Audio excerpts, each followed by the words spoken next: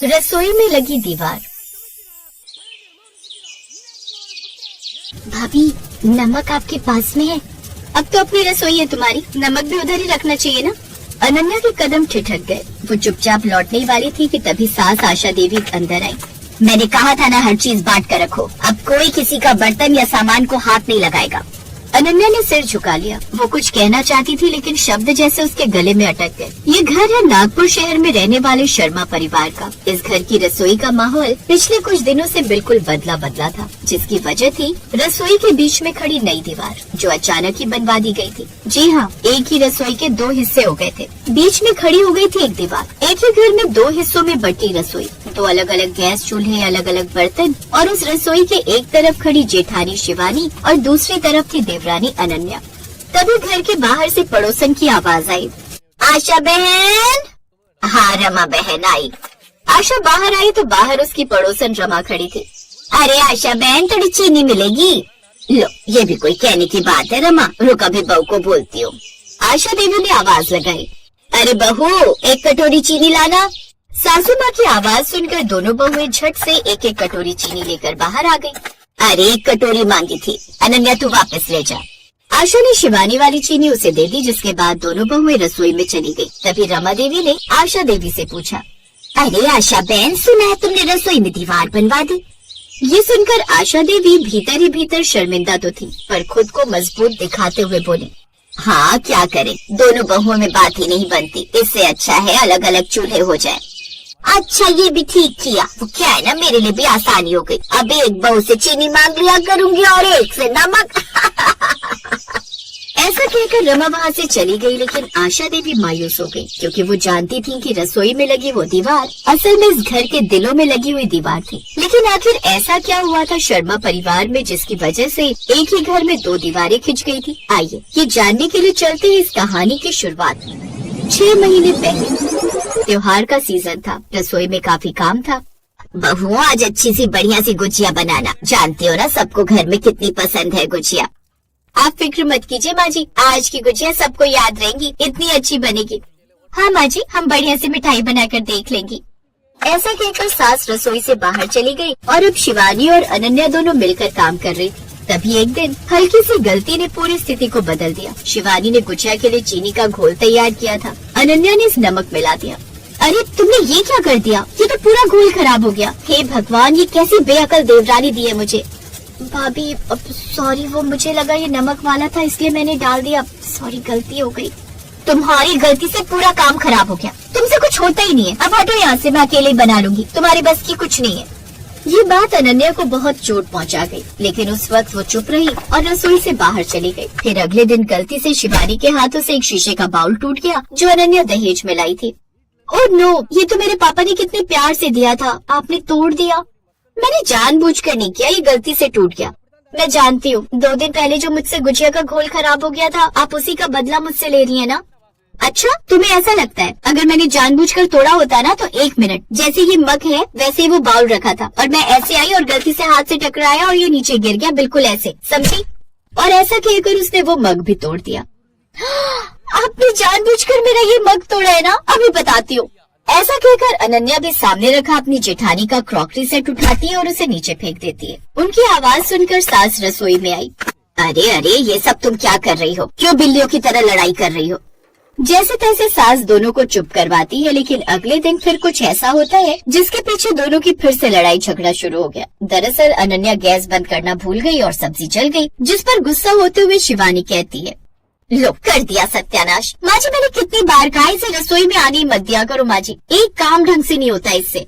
आशा दीदी ने भी गुस्से में कह दिया, हाँ जब से आई है घर की रसोई का सिस्टम ही बिगाड़ दिया।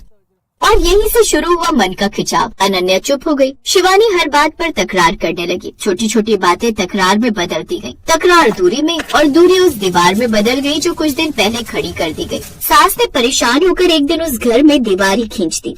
अब से तुम दोनों इस एक ही रसोई में खाना बनाओगी, लेकिन एक दीवार के उस तरफ और दूसरी दीवार के इस तरफ।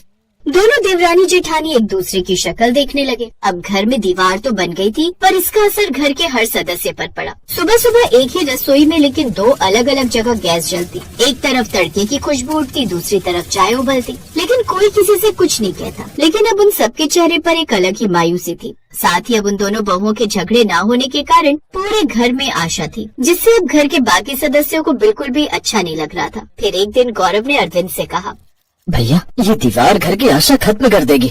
क्या करें छोटे, माँ सुनती नहीं और दोनों बहुएं की आपस में बोलती नहीं। रसोई ही तो घर का दिल होता है, अगर वही बढ़ जाए तो घर कैसे जुड़ा रहेगा। अब हम कुछ नहीं कर सकते, जो होगा खुद ही होगा। अब घर में आशा तो थी, क्योंकि दोनों बहुओं की किचकिच की आवाज जो नहीं आती थी। लेकिन पहले जहाँ सब उनकी किचकिच से परेशान थे, वहीं घर वाले अब उनकी खामोशी से परेशान थे। फिर एक शाम अचानक बिजली चली गई, घर में अंधेरा फैल गया। दीवार के दोनों ओर बर्तन की आवाजें बंद हो गयी। अनन्या मोमबत्ती ढूंढ रही थी, शिवानी भी, लेकिन दोनों की मोमबत्तियाँ गुम थी। तभी अनन्या ने दीवार के उस पार शिवानी की हल्की आवाज सुनी, माँ जी, माचिस और मोमबत्ती उधर रखिए क्या। अनन्या ने हिम्मत करके मोमबत्ती के डिब्बे से कैंडल निकाल कर दे दी, साथ ही माचिस भी। भाभी ये लीजिए माचिस, दीवार के पास रख रही हूँ। फिर शिवानी चौंक गई, उसने दरार से माचिस उठाई। उधर बिजली कंपनी ने बताया कि लाइट 3 घंटे से पहले नहीं आएगी। 3 घंटे? इतना लंबा समय? दोनों बहुएं एक एक तरफ मोमबत्ती की लौ में रसोई में काम कर रही थी। करीब रात के 8 बजे का वक्त था। अंधेरा गहरा हो चुका था। अनन्या गैस पर चाय बनाकर रख रही थी कि अचानक उसके दुपट्टे ने आग पकड़ ली और वो घबरा गई। बचाओ, आग, आग, आग!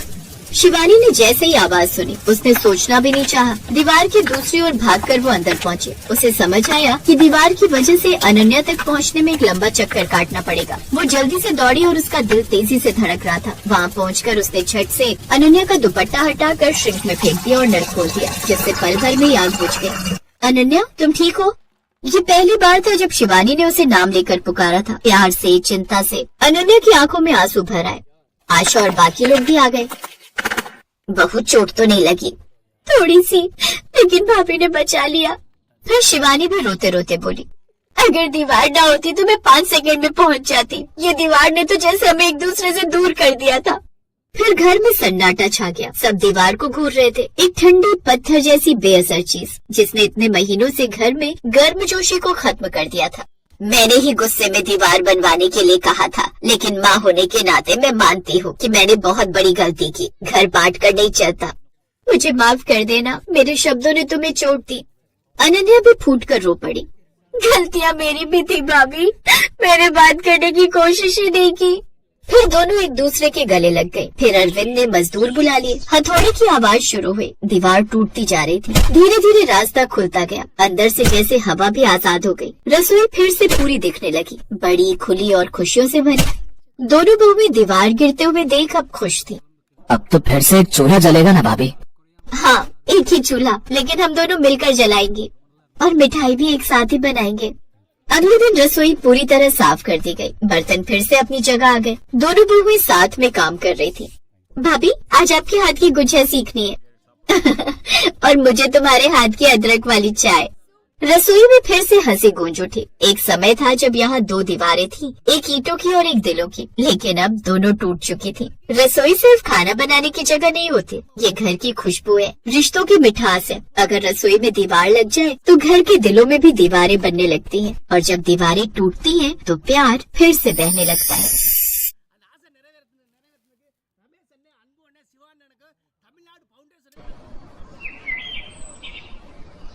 अंजलि को अपने ससुराल में आए हुए साल भर होने वाला था। अब तक वो अपने परिवार को अच्छे से समझ गई थी, लेकिन अभी भी वो पूरी तरह अपने ससुराल वालों की बात नहीं समझ पाई थी। फिर एक रोज, माँ जी, घर में सब्जियां खत्म हो गई हैं। हाँ तो ले आना, मुझ बुढ़िया को क्यों बोल रही हो लाने को। और वैसे भी बड़े बुजुर्ग कह गए हैं कि जिस रसोई में 4 लोगों का हाथ लगे ना, वो ठीक से चल नहीं पाती। अब रसोई तू बनाती है तो सामान भी तू अब खुद ही लेकर आया कर। अंजलि को समझ आ गया कि अब उसके जिम्मे एक और काम आ गया। अंजलि सामान की लिस्ट बनाकर बाजार चली गई और फिर थकी हारी सामान लेकर घर लौट आई। जल्दी से खाना बना लेती हूँ, बहुत भूख लगी है। ओ महारानी, ये कोई वक्त है आने का और अब खाना बनाएगी? दिन के 3 बज रहे हैं। मैंने तो समय पर खाना बनाकर खा लिया। और तू भी कान खोल कर सुन ले, इस घर के कुछ नियम है। यहाँ खाना तय समय पर ही बनता है और खाया जाता है, आगे पीछे नहीं, समझी? तो अब खाना बनाने और खाने का समय निकल चुका है, इसलिए अब तू खाना नहीं बना सकती। इसलिए अब तू शाम को ही खाना बना लेना। अब तू इसे सजा समझ या जो मर्जी, लेकिन इसी बहाने अगली बार के लिए तुझे सबक भी मिल जाएगा। लेकिन माँ जी, मैं कोई बाजार टहलने थोड़ी ना गई थी, सामान लेने ही गई थी। मुझे तो भूख लगी है, मैं तो खाऊंगी खाना, मैं तो चली। ए इधर बैठ, ये ससुराल है तेरा मायका नहीं जो जब मर्जी रसोई में घुस गई। अगर मेरे घर के नियम तोड़ने की कोशिश की ना तो घर से निकाल दूंगी, समझी? बेचारी अंजलि के पास अब अपनी सास का फरमान मानने के अलावा और कोई रास्ता ही नहीं था। फिर शाम के वक्त, बहू अभी तक अपने कमरे में घुसी है, 5 बजने वाले हैं, चाय बनाने का समय हो गया है। अगर 5 बजे के बाद तू रसोई में गई ना तो ताला मार दूंगी रसोई में, समझी? फिर ऐसा ना हो कि तू चाय से भी जाए। अंजलि तो भूख के मारे पहले ही तड़प रही थी, इसलिए वो कोई भी रिस्क नहीं लेना चाहती थी। इसलिए वो जल्दी से रसोई में गई और चाय और साथ में कुछ पापड़ तल लाई, जिन्हें खाकर उसे थोड़ा आराम मिला। अब ध्यान से सुन, ठीक 9 बजे तक सारा डिनर बनाकर तैयार कर लेना, नहीं तो फिर ताला, समझ गई ना? जी माँ जी, समझ गई। सारे दिन की भूखी प्यासी अंजलि रसोई में जाती है और रात के डिनर की तैयारी में लग जाती है। फिर रात को 9 बजे वो सबको खाना बनाकर परोसती है। अपनी सास का ये नियम अंजलि को पसंद नहीं था। वो इसके बारे में अपने पति अनुराग से बात करती है। ये कोई नई बात नहीं है अंजलि, माँ आज से ऐसी नहीं है, बल्कि घर के नियम को लेकर वो शुरू से ही ऐसी है। बचपन में हम लोगों के साथ भी माँ ऐसे ही करती थी।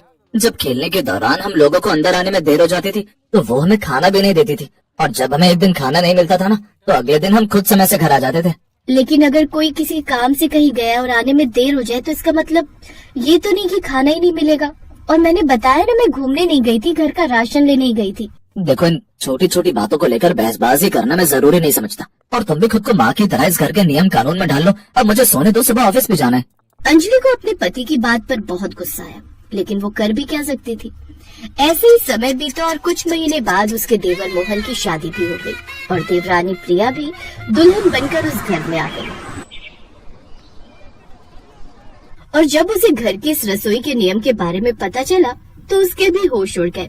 लेकिन भाभी, घर के कामकाज निपटाने में थोड़ा बहुत लेट तो हो ही जाता है, इसका ये मतलब थोड़ी ना कि बहू को खाना ही मत दो। इस घर का तो यही नियम है प्रिया, जब खाना बनाने में मुझे लेट होता है तो माँ जी तो बस घड़ी देखती रहती है, लेकिन जब तक मैं सारे काम निपटा कर रसोई में आती हूँ तब तक माँ जी रसोई में ताला लगा देती है। ये दोनों भाई खुद तो बाहर खा लेते हैं और घर में मैं ही रह जाती हूँ भूखी। अच्छा एक बात बताओ भाभी, इस रसोई में 2 दरवाजे क्यों हैं? माँ जी कहती हैं कि ससुर जी ने वास्तु के हिसाब से 2 दरवाजे बना दिए थे। वैसे हम तो एक ही दरवाजा इस्तेमाल करते हैं, दूसरे वाले में तो हमेशा ताला ही लगा रहता है। तो ये सब छोड़ना। ऐसे ही कुछ दिन बीते। एक रोज, सच कहूँ भाभी, कभी कभी ऐसा लगता है कि मेरी शादी नहीं हुई बल्कि मुझे सजा सुनाई गई है इस 4 दीवारी में रहने की। क्या यार, न कहीं मूवी जा सकते हैं न कहीं घूमने। तेरी शादी तो अभी अभी हुई है, मेरी शादी को तो 2 साल होने वाले हैं। मजा आ ले बिना काम के इस घर के बाहर कदम भी रखा हो। वैसे भाभी, अगर हम बाहर जाएंगे घूमने तो खाना भी बाहर ही खाएंगे, तो ये टेंशन नहीं रहेगी कि घर पर रसोई में ताला मिलेगा। माँ जी तुमसे 4 कदम आगे का सोचती हैं। उनका एक नियम ये भी है कि जाओ कहीं भी लेकिन खाना घर पर ही खाना है। माँ जी की मर्जी के बिना घर में पत्ता भी नहीं हिल सकता। बाकी जो होगा देखा जाएगा। ऐसे ही दिन बीते। एक दिन दोनों देवरानी जेठानी बाजार गई हुई थी। चलो भाभी जल्दी चलो, कहीं ऐसा ना हो समय से खाना बनाने घर न पहुँच पाए। हाँ जल्दी चल। लेकिन तभी रास्ते में प्रिया की पुरानी सहेली अंकिता मिल जाती है। अरे यार प्रिया, कैसी है तू? कितने दिनों बाद देख रही हूँ तुझे। शादी के बाद तो तुझे मिलने तक की भी फुर्सत नहीं। अंकिता, मैं ना तुझे घर जाकर फोन करती हूँ। बिल्कुल नहीं, आज मैं तुम्हारी बिल्कुल नहीं सुनूंगी। चलो ना, पास में ही मेरा घर है, चाय नाश्ता करते, थोड़ी गप्पे मारेंगे, फिर चली जाना। अंकिता जबरदस्ती उन दोनों को अपने साथ घर ले जाती है। वो दोनों जल्दी जल्दी एक ही घूंट में चाय पीकर अपने घर की तरफ भागती हैं। लेकिन घर पहुंचने में हो गई थी उनको देर और तब तक लग चुका था रसोई में ताला। अब बिल्कुल भी रसोई में जाने की जरूरत नहीं है, अब तुम दोनों भूखे ही रहोगी, समझी? हम सबने समय से खाना खा लिया है। वो दोनों मुंह लटकाकर अंदर चली जाती है। फिर देर रात प्रिया को ध्यान आता है कि आज तो उसने दही जमाई ही नहीं। अरे मैं तो आज सुबह के लिए दही जमाना ही भूल गई। माँ जी से चाबी मांगकर देखती हूँ, क्या पता दे दे। वो अपनी सास के कमरे में जाती है, जहाँ वो देखती है कि उसकी सास के कमरे से जो दरवाजा रसोई से लगा हुआ था वो खुला हुआ है। वो उस दरवाजे से रसोई की तरफ जाती है, जहाँ का नजारा देख वो हैरान रह जाती है। उसकी सास बड़े मजे से अंदर खाना खा रही होती है। प्रिया को देख वो घबरा जाती है। अरे छोटी बहू, तू यहाँ क्या कर रही है? तू जानती है ना रसोई में 9 बजे के बाद आना मना है। अच्छा, फिर आप यहाँ क्या कर रही हैं? ओह, अब समझ आया ये 2 दरवाजे की रसोई का चक्कर क्या है। बड़ा जुल्म किया है आपने हम पर। क्या कहूँ बहू, दरअसल ये सब आदत मुझे मेरी सास से पड़ी है। वो नियम की बड़ी पक्की थी। मुझे जरा सी भी देर हो जाती तो वो मुझे खाना बनाने नहीं देती थी और मैं भूखी रह जाती थी। इसलिए मैंने ये रसोई का दूसरा दरवाजा अपने कमरे से निकलवाया था, ताकि रात को जब मेरी सास सो जाती तो मैं चुपके से इस दरवाजे से जाकर खाना बना लेती। सास तो चली गई, लेकिन मेरी आदत नहीं गई। इसीलिए मैं तुम लोगों के सामने ताला लगा देती, लेकिन मैं खुद इस दरवाजे से जाकर खाना खा लेती। तब तक बाकी घर वाले भी वहाँ पर आ चुके थे और ये सब बातें सुन रहे थे। माँ जी कम से कम अंजलि भाभी के बारे में तो सोचती, वो बेचारी कितनी कमजोर हो गई है। अरे वो कब से बच्चा प्लान करना चाहती है, लेकिन आपकी इस हरकत के कारण वो माँ बनने से भी डर रही है, क्योंकि उन्हें डर है कि कहीं उनके होने वाले बच्चे के साथ भी वही ना हो, उसे भी भूखा न रहना पड़े। अब सास को अपनी गलती का एहसास होता है और वो उन सबसे अपने किए की माफी मांगती है। और उस दिन के बाद वो रसोई में ताला